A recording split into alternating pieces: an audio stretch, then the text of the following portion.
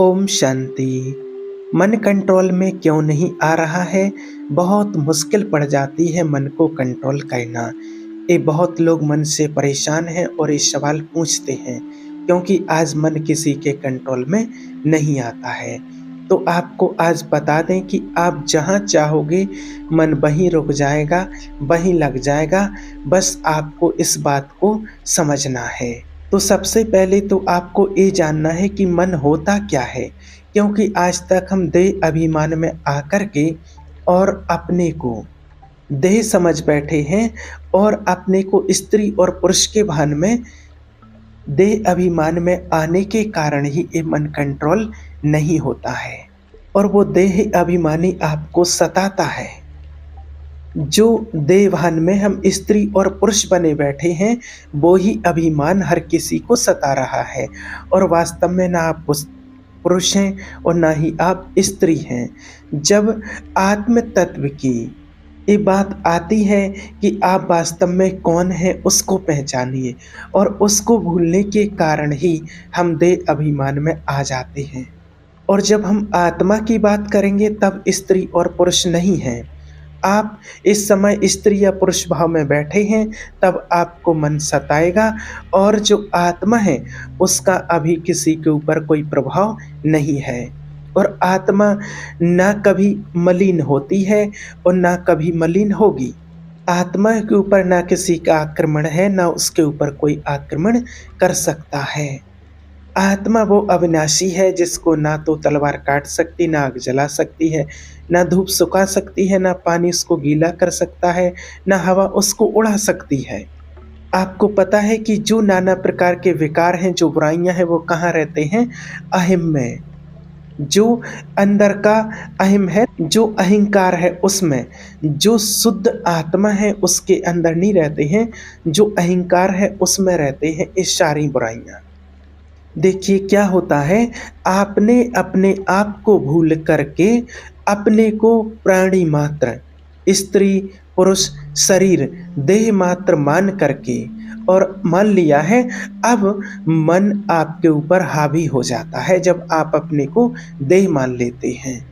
अब परमात्मा ने आपको सुधारने का अवसर दिया है। अब परमात्मा कहते हैं कि अपने मन को असत्य आचरण से, विचारों से हटाओ। अब आप पहले ही परास्त हो रहे हैं, पहले ही आप स्वीकार कर रहे हैं कि मैं परास्त हो रहा हूं अपने मन से।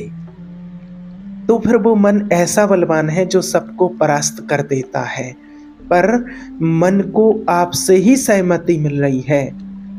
वो आपका खा करके ही आपको ही परास्त कर रहा है, आपको ही परेशान कर रहा है। समस्या तो यहाँ आ रही है, आपके ही बल से जो बलवान हो रहा है वो आपको ही पछाड़ रहा है और वो इसलिए पछाड़ रहा है।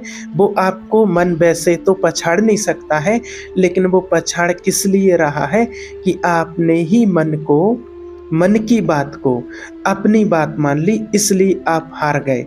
जो मन कह रहा है ना कि मुझे अमुक भोग चाहिए, इंद्रियों का मुझे सुख चाहिए। अब जो इंद्रियों की मांग जो मन करता है वो मन की तो आप मानते नहीं हैं कि मन की मांग है। आप मानते हैं मुझे आज ये भोजन चाहिए, मुझे आज ये भोग चाहिए, मैं ये देखना चाहता हूँ, मैं ये सुनना चाहता हूँ, मैं ये करना चाहता हूँ। तो आपने मन के विलास को, इंद्रियों के विलास को अपना मानकर दस्तखत कर दिया कि तुम पूरा शासन हम पर करो, इसलिए वो मन आपको अधीन किए हुए है। और जिस दिन आपको ये बात समझ में आ गई कि जो आप वास्तव में अपना स्वरूप, जो आपका आत्मा है और उसकी स्वीकृति के बिना ये मन कुछ भी नहीं कर सकता, और उसी दिन आप देखेंगे कि मन आपके अधीन है और हमसे जो त्रुटि हो गई उसका हम सुधार कर लें तो हम कभी मलिन हुए नहीं थे और मलिन ना हो सकते हैं और ना कभी हुए हैं। मलिन हुए हैं हमारे विचार, हमारी गलती। हमने गलती की कि हमने अपने को शरीर मान लिया और अपने स्वरूप को भूल गए और अपने को आकार में फंसा लिया, अपने स्वरूप को भूल गए। अब परमात्मा जब हमें मिलता है और उसने वो हमें सत्य पहचान दी है कि वास्तव में पहले तो अपने को समझो कि आप कौन हैं, और पहले उसको समझने से जब आप अपने आप को जान जाएँगे तो आप मन के मालिक बन जाएँगे और मन को समझ जाएँगे कि मन क्या है, और आप जहाँ चाहेंगे वहाँ मन को आप रोक सकेंगे। तो देखिए, वास्तव में आप एक आत्मा हैं, आप एक चैतन्य शक्ति आत्मा हैं, जो इस शरीर को चलाने वाली चैतन्य शक्ति होती है, जिसको हम आत्मा कहते हैं, जिसको सोल कहते हैं, शक्ति कहते हैं, ऊर्जा कहते हैं, जो हमारे इस शरीर को चलाने वाली शक्ति होती है, जिससे हमारा इस शरीर चलता है। और जब हम अपने को आत्मा भूल जाते हैं, देह में फँस जाते हैं, तो मन हमारे ऊपर हावी हो जाता है। तो अपने को आत्मा समझना। तो हम एक आत्मा हैं, और मन जो है वो हमारी आत्मा की एक शक्ति है। जो हमारी आत्मा होती है उसकी 3 शक्तियाँ होती हैं, मन, बुद्धि और संस्कार। तो उसमें से जो सबसे पहली शक्ति है वो है मन, जो सोचने का काम करती है, विचार उत्पन्न करने का काम करती है। हम कोई भी कार्य करते हैं तो उसके पहले हमारे अंदर एक विचार उत्पन्न होता है, सही है या गलत है, वो विचार हमारे अंदर उत्पन्न होता है। आपको कोई भी काम करना है, मान लीजिए आपको कहीं जाना है, वहाँ जाना सही है या गलत है। मान लीजिए कोई बच्चा होता है तो उसको सबसे पहले उसके मन में विचार आता है। किसी को देख कर के सिगरेट पीते हुए किसी को देखा और उसके मन में विचार आया कि मुझे भी सिगरेट पीना है। तो अब जो मन है वो क्या है? वो होता है चंचल। वो शैतान नहीं होता है, वो चंचल होता है, और इसकी चंचलता को जिसने समझ लिया उसको मन कभी डिस्टर्ब नहीं कर सकता है, वो फिर मन को जीत लेता है। तो इसकी चंचलता को आपको अच्छे से समझना है। मन क्या कार्य करता है?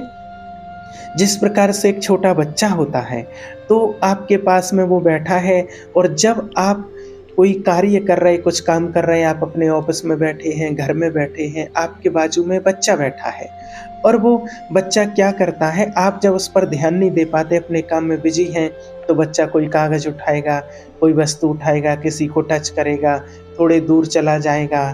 तो अब आपने उस पर ध्यान नहीं दिया, तो वो कुछ ना कुछ करने लगता है, अपनी चंचलता दिखाने लगता। और जैसे ही आपने उसके ऊपर ध्यान दिया, कहाँ चले गए बेटा, इधर आओ, क्या करने लगे, आपको वो नहीं छूना, ये नहीं उठाना, ऐसा नहीं करना, तो बच्चा चुपचाप आके आपके पास बैठ जाता है। फिर थोड़ी देर के बाद आप अपने कार्य में लग जाते हैं, और फिर वो बच्चा देखता है कि आप बिजी हो गए हैं, और फिर वो अपनी चंचलता में कुछ ना कुछ करने लगता है, और आप फिर बोलते हैं तो टोकते उसको, फिर वो आपके पास आकर के बैठ जाता। यानी कि वो शैतान नहीं है, बस चंचल है कि आपने ध्यान नहीं दिया, तो वो कुछ ना कुछ इधर-उधर करने लगता है। जब आपने उसको कोई काम नहीं दिया, और अगर आपने उसको काम दे दिया कि आपको ये करना है, ऐसा करना है, तो वो अपने फिर काम में बिजी रहेगा। तो ये है हमारा मन, उसी बच्चे की तरह। तो जब हम मन को फ्री छोड़ देते हैं, उसके लिए कोई काम नहीं देते हैं, तो फिर वो यहाँ-वहाँ भटकने लगता है।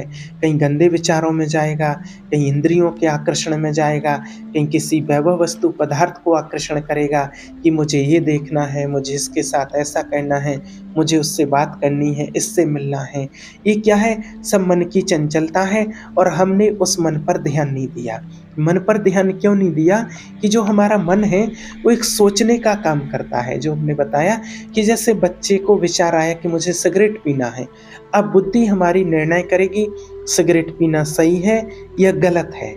अगर बुद्धि ने उस टाइम पर निर्णय दे दिया कि नहीं, आपको सिगरेट नहीं पीना है, ये गलत है, तो आपके जो संस्कार हैं वो अच्छे बन जाएंगे, वो संस्कार अच्छे बन जाएंगे। और अगर उसी टाइम पर बुद्धि ने निर्णय दे दिया कि नहीं, सिगरेट पीना है, इसका टेस्ट लेना है, और फिर धीरे धीरे आज 1 पी, कल 2 पिएंगे, धीरे धीरे वो संस्कार बन जाते हैं गलत। तो अब उस टाइम पर अगर मन आपका सही निर्णय देगा तो आपके संस्कार अच्छे बनेंगे। तो अब मन में जो विचार उत्पन्न होते हैं उसका निर्णय करती है बुद्धि। तो मन में विचार तो आएगा, मन तो चंचल है, लेकिन बुद्धि से हमें निर्णय करना है कि सही क्या है और गलत क्या है। तो मन जो है वो हमारे सोचने की शक्ति का काम करता है। और जो हमारे शरीर को चलाने वाली आत्मा है, वो है मालिक। वो इस तख्त पर विराजमान रहती है, वो मालिक है। और जब हम अपने को देह समझ लेते हैं, आत्मिक ज्ञान नहीं रहता है, आत्मिक जब हमें कोई स्मृति नहीं रहती है आत्मा की, तो फिर हम अपने को देह समझ लेते हैं। और देह समझने के कारण फिर जो मन क्या है, मन है आत्मा का मंत्री। लेकिन जब आत्मा राजा का हमें ज्ञान नहीं होता है, तो फिर वो मन बन जाता है मालिक। और फिर वो मालिक बन करके चलाता है, शासन करता है हमारे ऊपर। जिस प्रकार से आपने देखा हो, कोई राज्य में जब राजा नहीं होता है, तो फिर उस राज्य का शासन मंत्री चलाता है। जैसा मंत्री कहेगा वैसा ही उसका शासन चलेगा, क्योंकि राजा है नहीं तो मंत्री के अधीन होता है उस राज्य का शासन। तो इसी प्रकार हमें आत्मा का ज्ञान नहीं है। जब आत्मिक ज्ञान नहीं है, तो मन हमारे ऊपर हावी हो गया और मन शासन चला रहा है। इसलिए लोग कहते हैं क्या करें, मन नहीं माना इसलिए ऐसा बोल दिया, मन नहीं माना इसलिए ऐसा कर लिया, ऐसे चले गए, वहां देख लिया, ये कर लिया।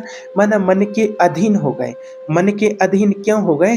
क्योंकि हम अपने आप को भूल ही चुके हैं कि हम कौन हैं, कि हम आत्मा हैं, परमात्मा की संतान हैं।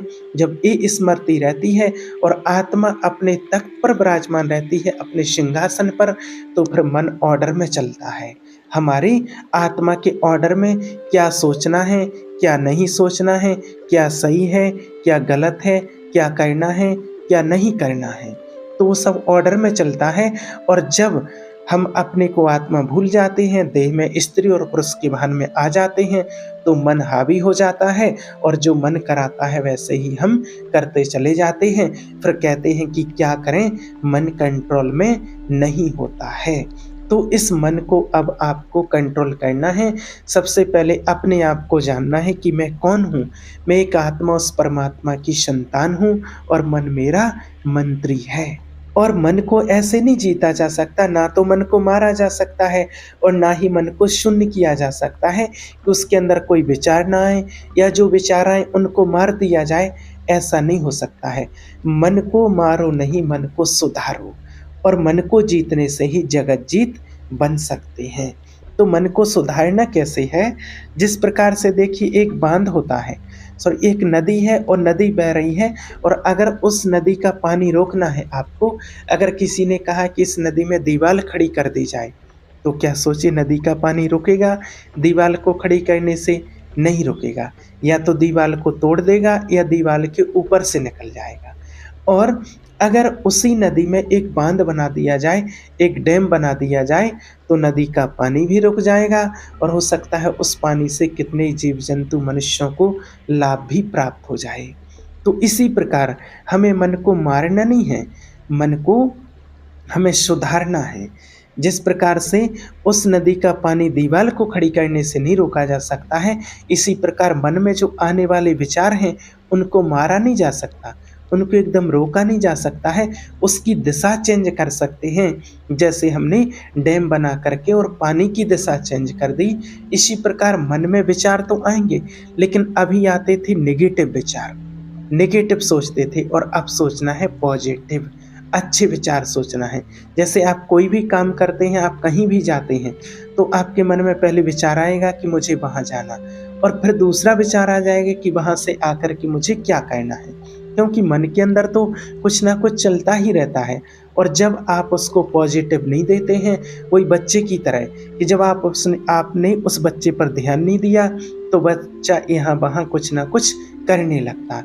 और जब आप उस पर ध्यान देंगे, उसको कोई काम दे देंगे, तो वो अपने काम में बिजी रहेगा।